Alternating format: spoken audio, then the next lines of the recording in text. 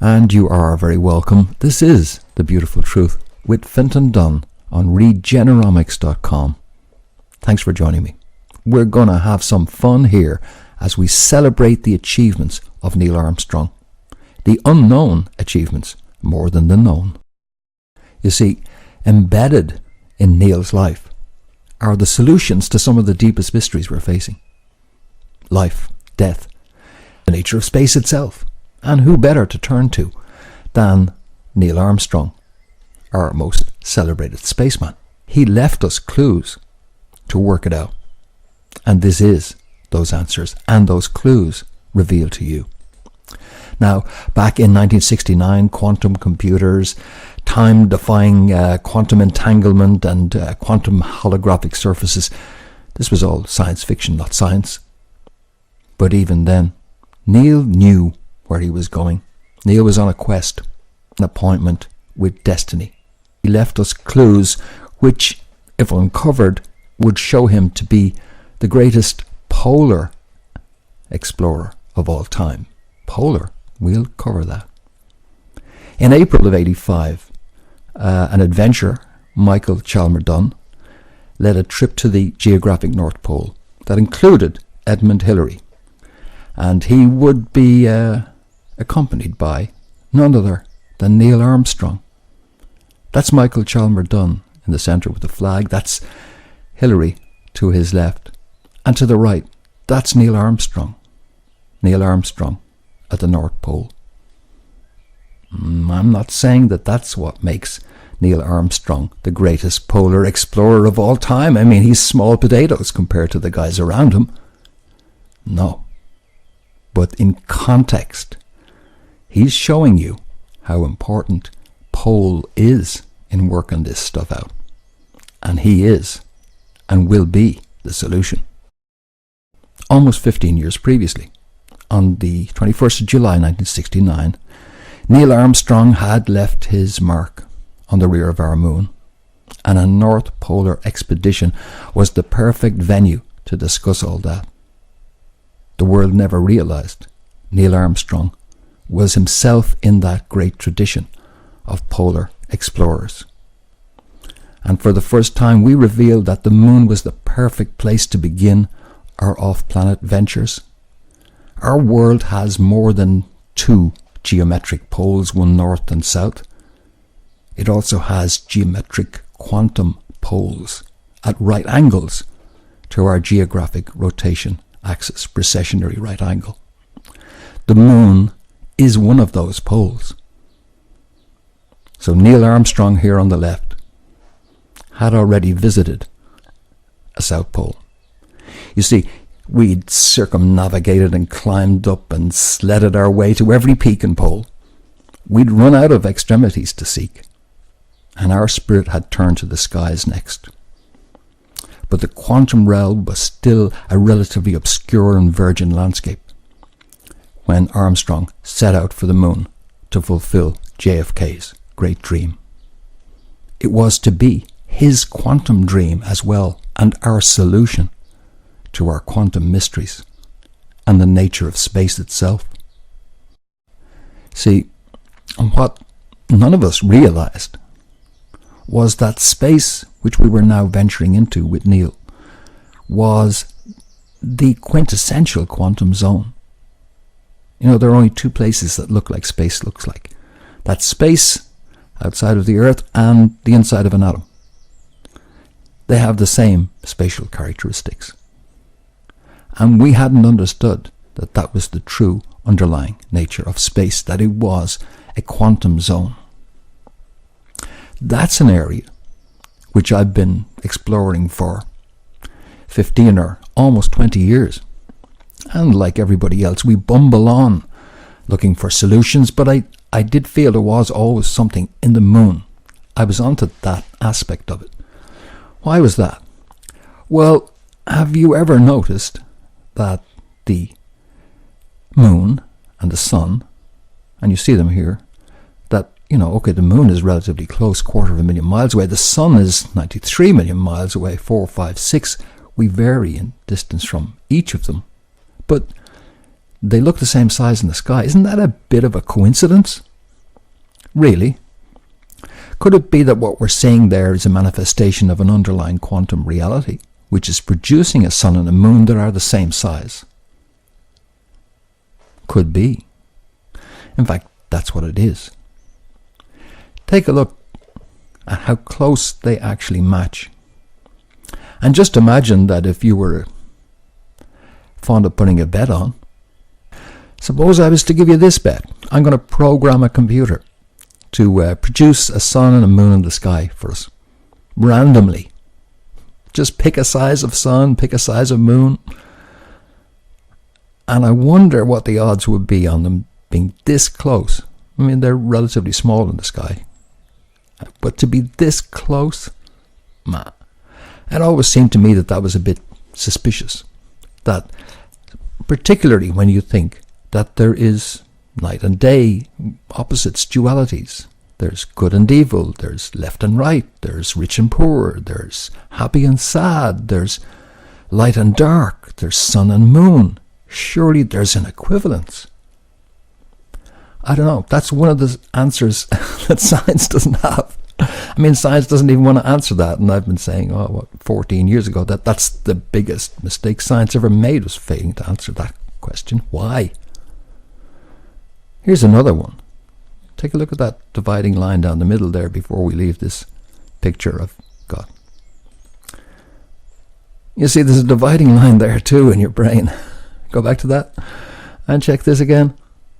On the right brain, we have features like art, creativity, imagination, intuition, insight, holistic and 3D thought, and control of the left-hand side of the body is in the right brain. Okay? And on the left we have analytic, logic, language, reasoning, science, written skills, numbers, and control of the right-hand side of the human body.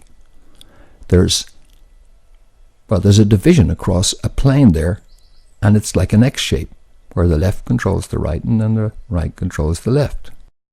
So let's simplify it like this, showing you the right brain, the self, mind, and space, and the left brain, which is the ego, matter, and time. There's space and time on opposite sides of a plane.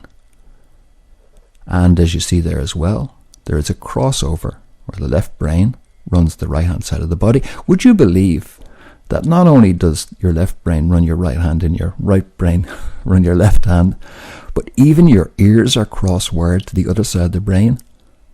I mean, your right ear is sitting in your right brain. Why wouldn't it just wire straight into the right brain there? Why wire the right ear over to the left-hand side? This is another question that science didn't seem to be interested in answering.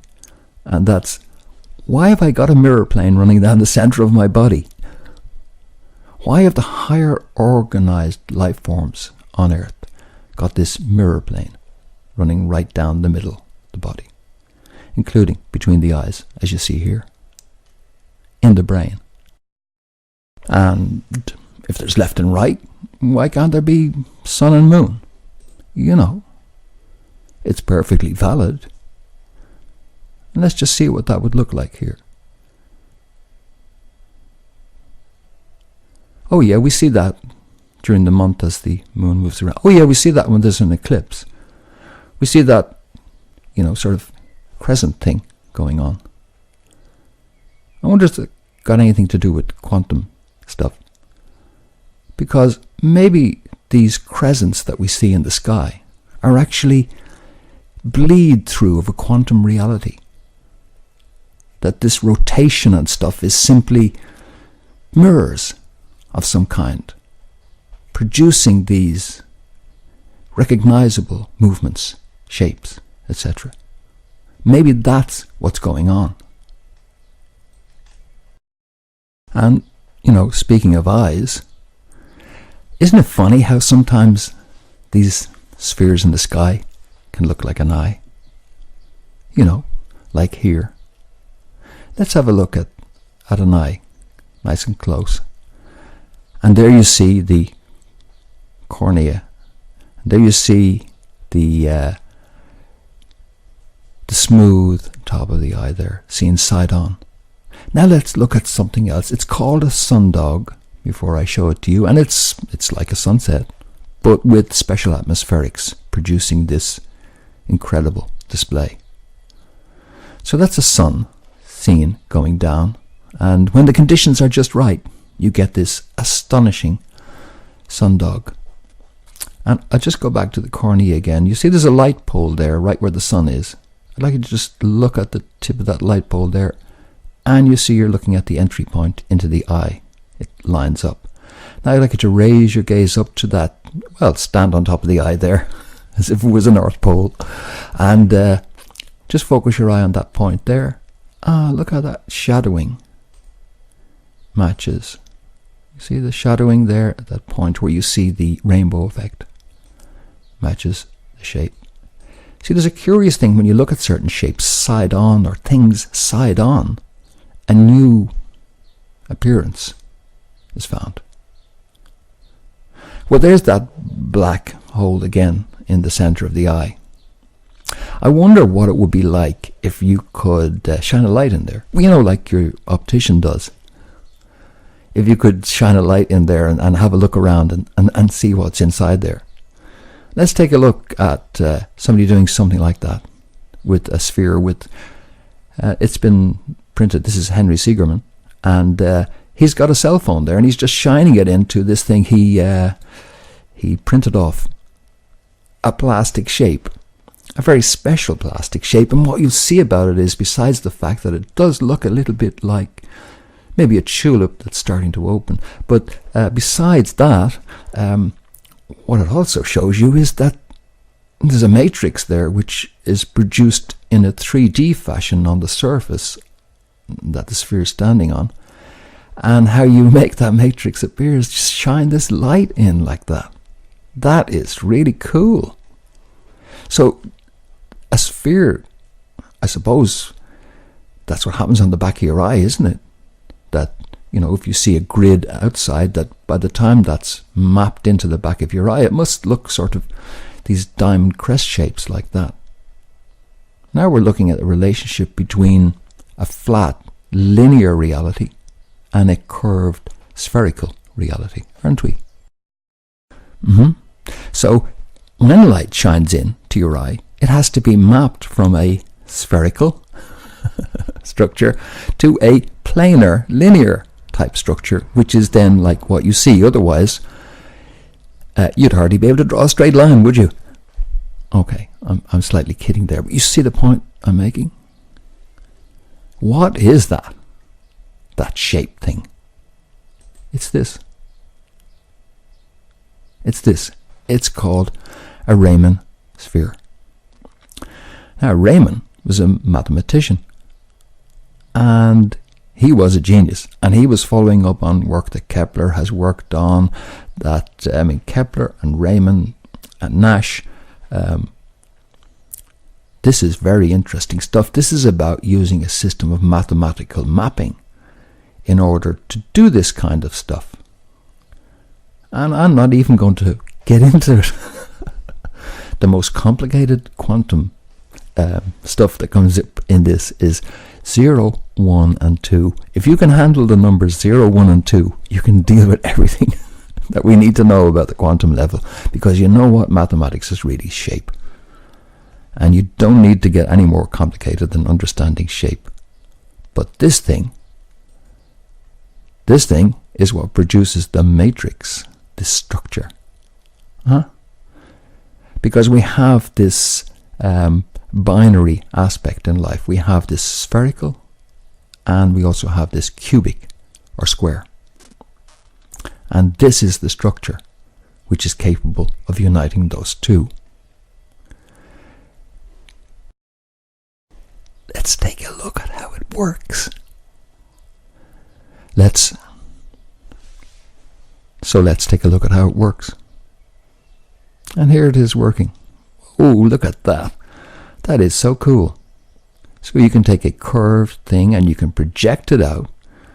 And that's the that light at the top is the light source in this Raman sphere. And the light source is the projection source. Remember, this is just mathematics, or maybe it isn't. Maybe it's reality. There is, of course, only one sphere there. You know, there isn't two. In other words, it's not like two eyes. You know, it's just one sphere mapping out onto this flat plane. But I suppose there was another sphere on the other side, and then you were to rotate this thing. It wouldn't look too dissimilar than two eyes either side of a mirror plane, would it? Is that what's going on here? Is that what real? It's not as simple as that, having said it. But you're looking at a mechanism here which is driving your perceptual and your quantum physical realities. But don't take my word for it. We're going to take Neil Armstrong's word for it. I'm just another asshole, and my opinion on these matters is no more relevant than anybody else's. Everybody gets to decide what they think is the best. But Neil Armstrong was onto this. His whole life was onto this. And let's take a little bit of a closer look at it. So I'll just zoom in on this. So there's another way of mapping out from a sphere. And it's not a matrix this time. We just use these lines of latitude and longitude, and that produces a nice disc kind of shape, but that's the same basic idea you're seeing there. So that's why you call the bottom of such a sphere a south pole, and that's why you call the top of it, where you can see that little arrow coming out at the top there, the north pole. And this is mathematics. You call it the north pole, and you do all sorts of complicated mathematics, but you just saw the mathematics simply done there with a little animated illustration. So let's see what's going on in here. I'll just zoom in closer. We'll go right into the sphere and have a look at what it looks like inside. Oh wow. Now we're in, and it's turning. Look at that curious little black disc thing there at the bottom, the South Pole thing. Wow, that's neat. You know what it's like? It's like an umbrella, and you're sort of looking at the umbrella as you twirl it. You know, I wonder, is there a sphere on the other side of that? You know, like an umbrella blows inside out. Suppose the umbrella blew inside out. Would that little black sphere there pop across the gap and sort of sit on the other side then? And would it have dimensions on that other side, or would it be completely non-dimensional? That is a very interesting structure. And that's quantum zero. That's what you're looking at there. Is quantum zero the origin point of everything? There are many quantum zeros. There are many south poles. There's one at the back of your head. It's the south pole, and your eyes are the north pole.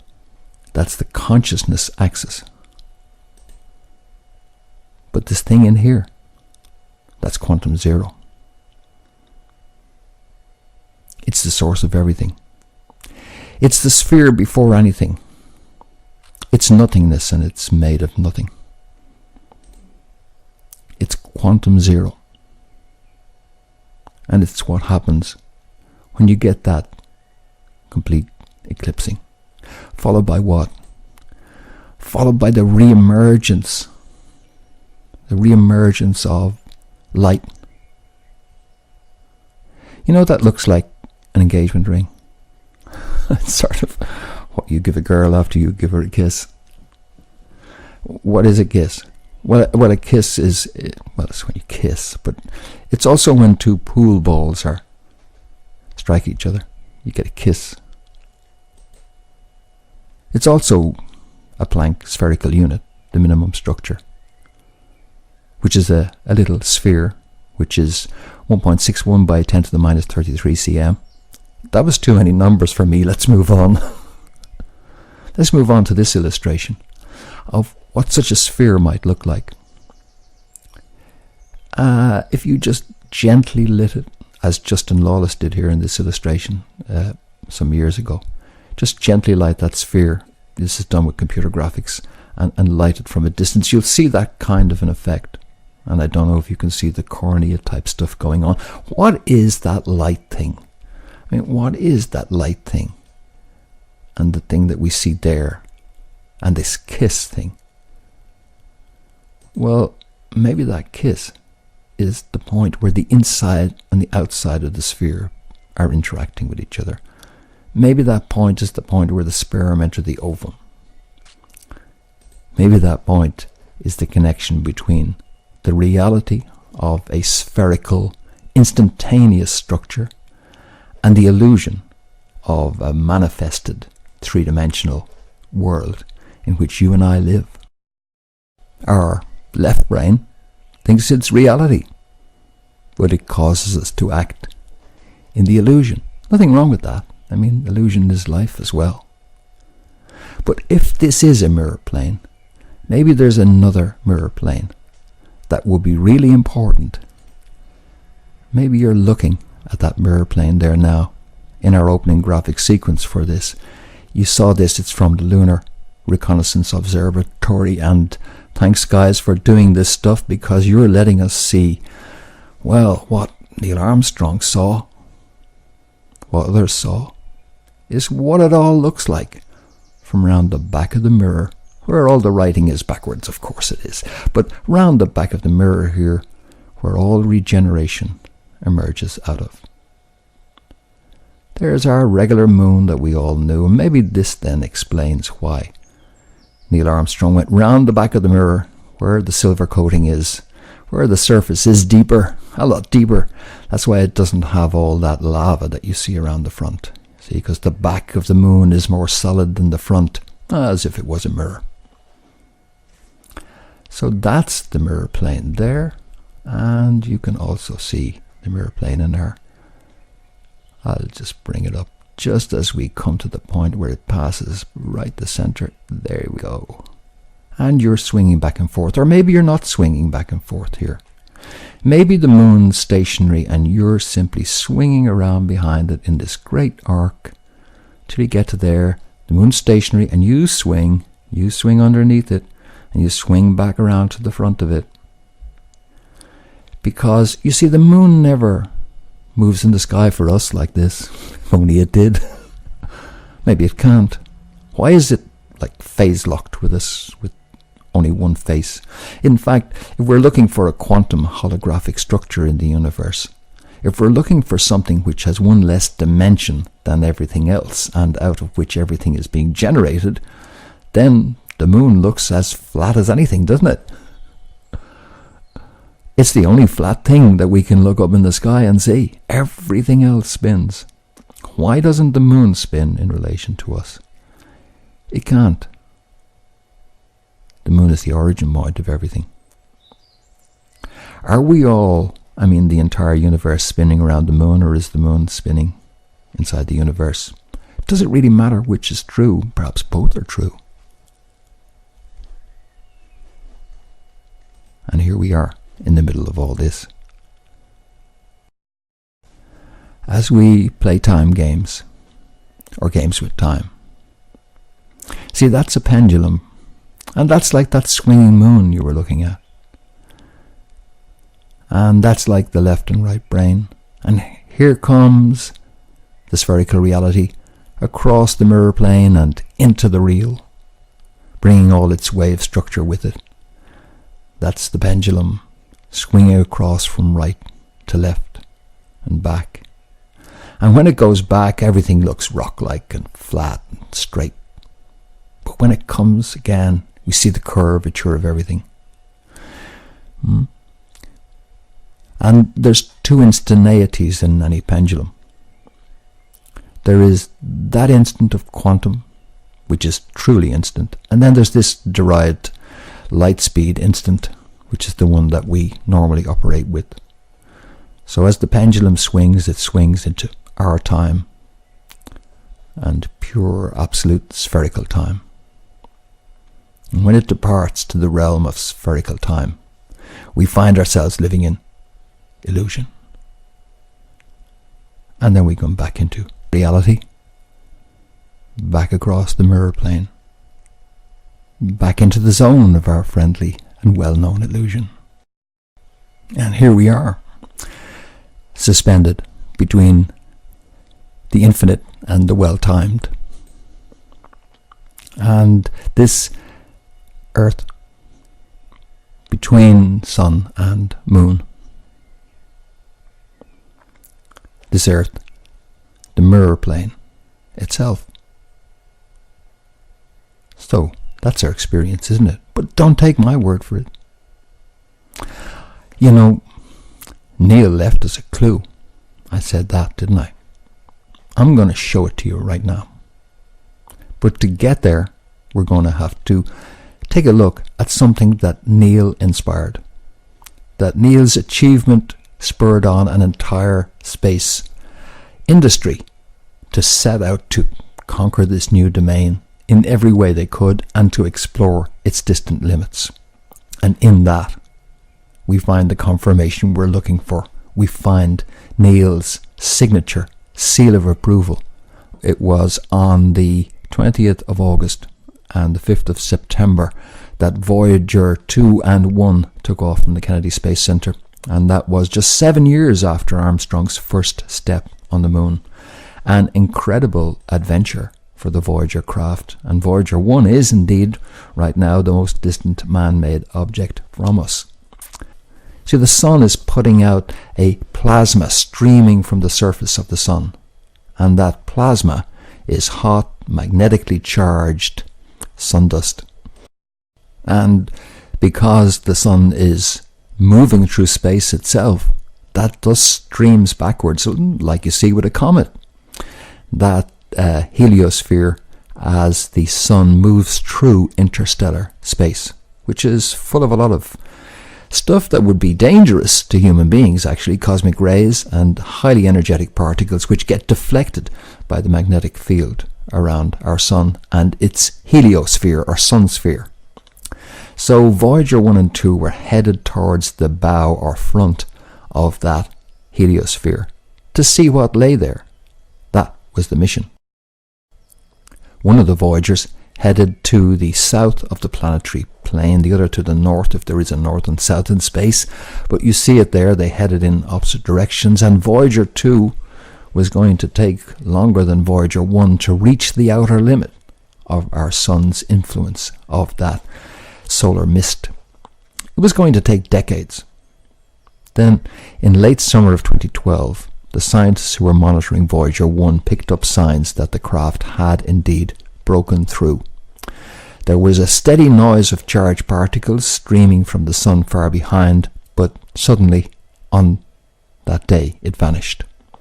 And at the same time, there was a spike in galactic cosmic rays coming from the outside. Now, they weren't sure initially, and it took 6 months or more before they got confirmation from some other instrumentation which detected electron plasma oscillations at a frequency that was very close to the value expected in interstellar space. That was confirmation. That didn't arrive for months, but it was Saturday, the 12th of August 2012, when Voyager broke through. Now, something else happened on that day. On that very day, Neil Armstrong, the first human to set foot on the moon, died the same day that Voyager 1 broke through, Saturday, the 12th of August. He was 82. He had unexpectedly fallen foul of complications for heart surgery. Charles Bowden, the current NASA administrator, said that Neil Armstrong carried himself with a grace and humility that was an example to us all. And Armstrong's official NASA biographer, the historian Douglas Brinkley, described him as our nation's most bashful Galahad. Brinkley's characterization of Neil as a Sir Galahad, as a grail-seeking knight, was sublimely apt. Indeed it was. Galahad had drawn forth a sword from out a rock and was deemed to possess a noble and untarnished spirit. Indeed, like Neil, Galahad had used a grail ship to reach a distant shore and seek the Holy Grail. And after many adventures, Galahad found the court of King Peles, where he finally saw the Holy Grail. And as a reward, Galahad made the request that he be allowed to die at the time of his choosing. While making his way back to Arthur's court, Sir Galahad experienced such a glorious rapture that he made his request to die, and angels took him to heaven. That's the story of Galahad. Our modern Grail seeker, Neil Armstrong, also had a spirit which had been gifted with the power to determine his time of death. And he chose that time to perfectly coincide with Voyager's breaching of interstellar space. It was a human marvel which his own achievements had inspired and empowered. The man who set foot on the quantum South Pole left us an unmistakable clue. Here, at the place of his death,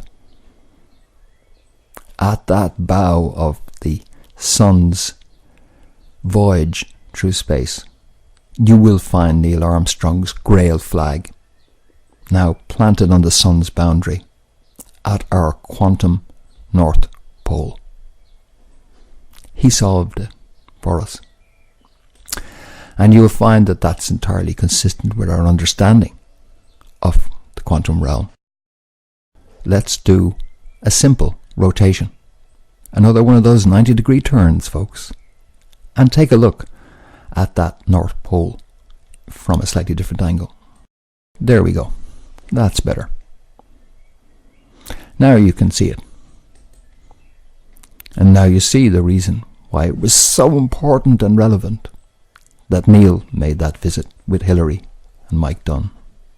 Thanks, Mike. Because that's what we're looking at from South Pole to North Pole. From the back of the moon to the front of the sun, Neil Armstrong was the solution to the Rayman sphere. Neil Armstrong is the living answer to the quantum realm. He showed us from source to destination, from birth to death.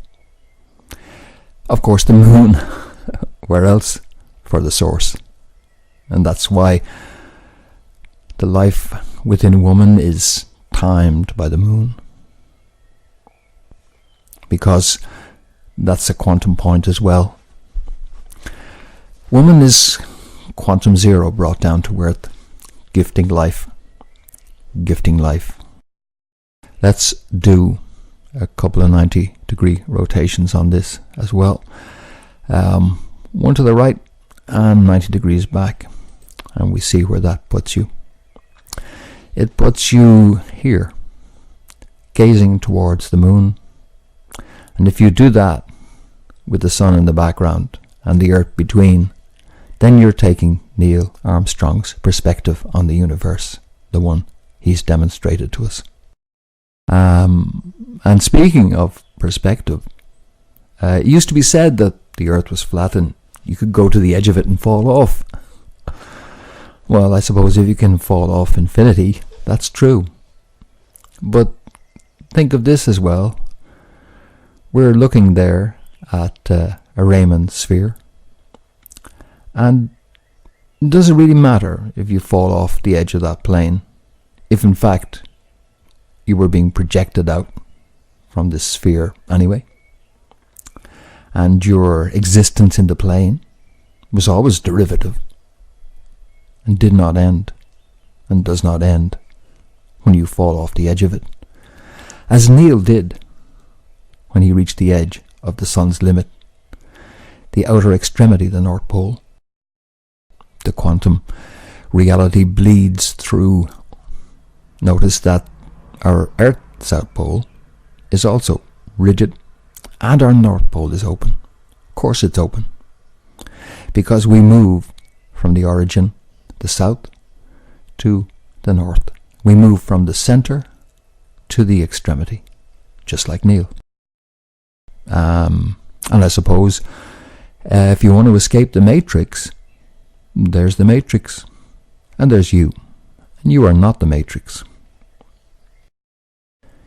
You are the sphere, which is its own reflection. You are the South Pole, you are the origin, and you are your own destination. You are eternal, surely. if all of that is true.